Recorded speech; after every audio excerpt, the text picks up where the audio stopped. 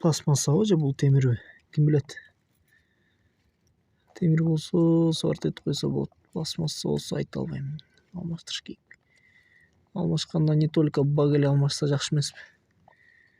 Целый немелер алмаш керек да, бурала турган нерселер алмаш керек да. Так, менде бүгүн ушундай проблема.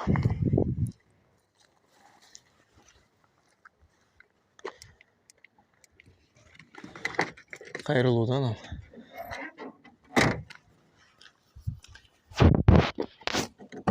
Не деп атабыз?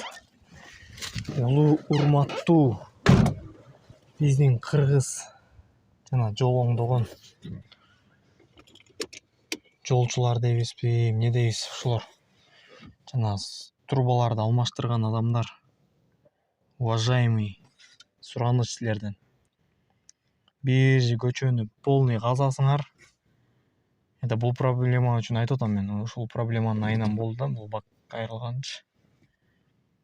Биздин көчөнүн эшиктин алдын касып кетип, 2 ай бүтүрө албай коюшту да. Биринчи казышты,